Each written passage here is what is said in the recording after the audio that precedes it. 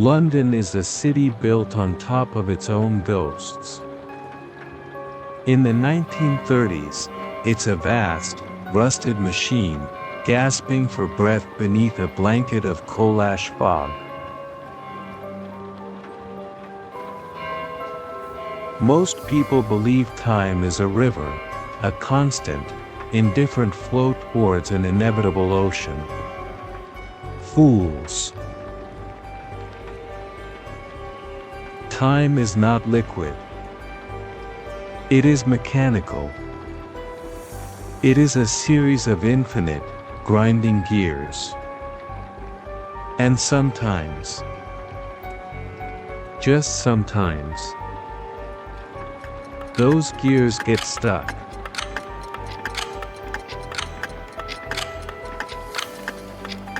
My name is Silas Vance. My shop on Fleet Street is a graveyard for what men call broken things. But I don't just repair springs and balance wheels. I am a scavenger of the moments you threw away.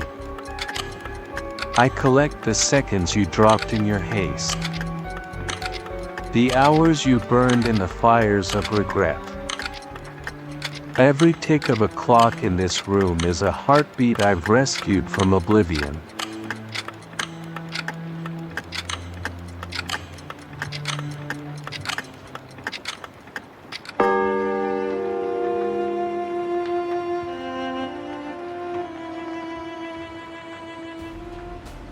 He arrived on a Thursday. Not through the door, it seemed, but out of the fog itself. The shop bell didn't ring, it groaned, as if the metal were afraid. He wore a coat the color of damp earth, and his face was a void beneath the brim of a wide fedora. No shadow followed him. He placed a silver pocket watch on my workbench, a cold, heavy thing that smelled of ozone and ancient copper. "Is it running fast?" I asked. My jeweler's loupe felt like ice against my eye. "No, Silas," his voice was the sound of dry parchment being torn. "It is remembering. Fix the mainspring, and I will grant you the 25th hour. A pocket of time where the world stops, but you remain. An hour where you are the only living thing in a kingdom of statues."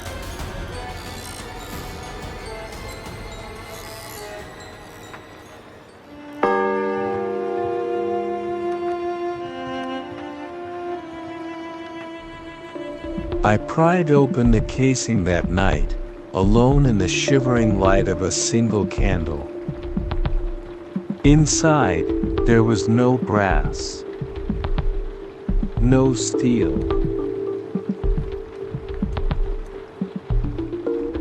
What pulsed beneath the lid was a living braid of black threads and golden veins. It looked like a heart made of ink and starlight.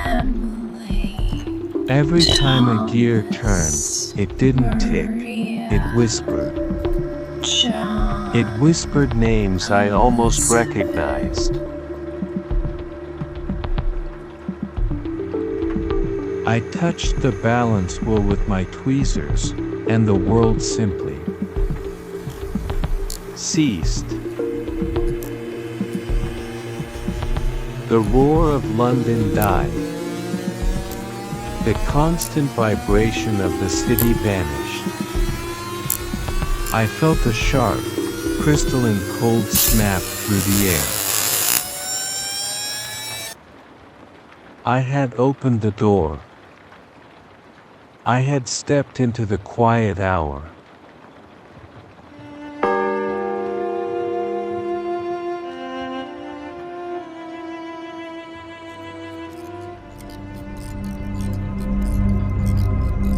I stepped out onto Fleet Street, and my breath caught in my throat. The rain had stopped mid-fall. Thousands of droplets hung in the air like glass diamonds, caught in a permanent state of descent.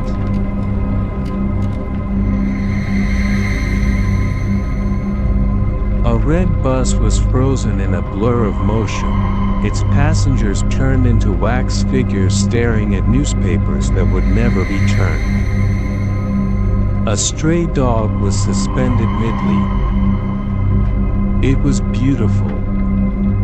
It was terrifying. I walked through the crowd, a ghost among the living. I could reach out and touch the cold fabric of their coats. I could see the very moment a secret was about to be spoken, frozen on a woman's lips. I was the master of the interval, the king of the gap between the seconds.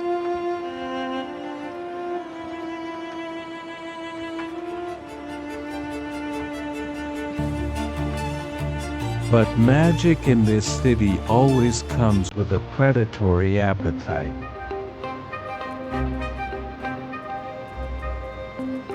I returned to the shop and restarted the clock, but as the world rushed back in, I felt a piece of myself vanish.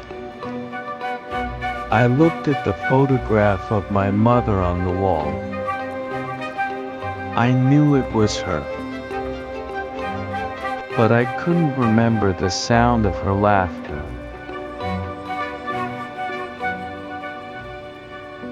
A week later, I lost the memory of my first kiss. Then, the smell of summer rain.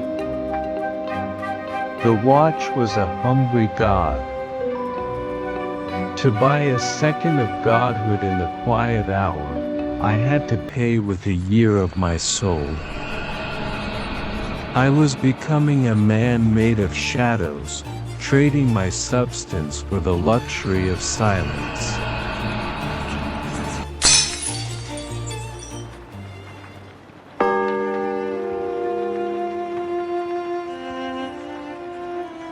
I wasn't the only scavenger in the quiet hour. There were others.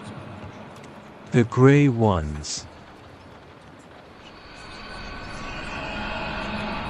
They wandered the banks of the Thames, faceless, hollow things that had stayed in the silence too long. They had forgotten how to be human. And then, I saw her. Clara.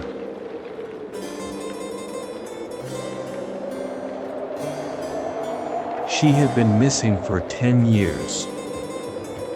She was standing by the river, her hand frozen on the stone railing. She was as radiant as the day she left me, but her eyes were a tragedy. There were no pupils. Only the infinite, frantic rotation of tiny golden gears. She had traded everything to stay young. To stay in the light. She didn't know she was already dead.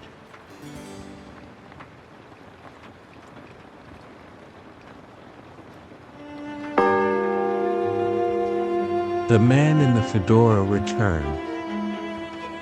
He stood in the corner of my shop, a shadow within a shadow.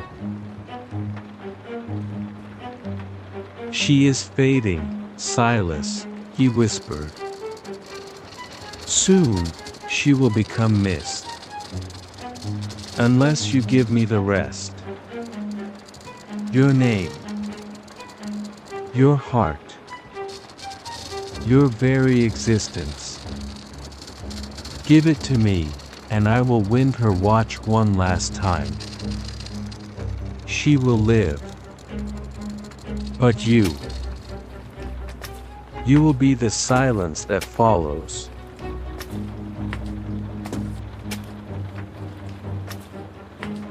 I looked at the silver watch. I looked at the faded photograph of a life I could no longer remember. I didn't hesitate. I placed the key in the heart of the machine and turned it until the living gears screamed.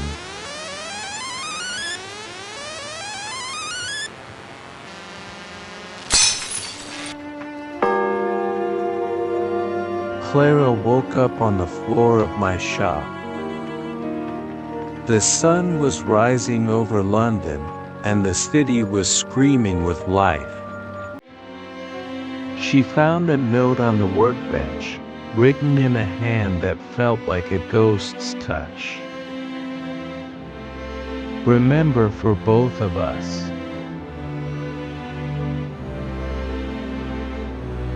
She walked out into the world, healthy and whole. But sometimes, when she passes a mirror, she stops. She peers into the depths of her own eyes, searching for a man she can't quite name. Because the city is a clock, and every one of us is just a tooth on a wheel. And Silas is finally eternity. He is the breath you take between heartbeats. The shadow that watches you from a room you thought was empty.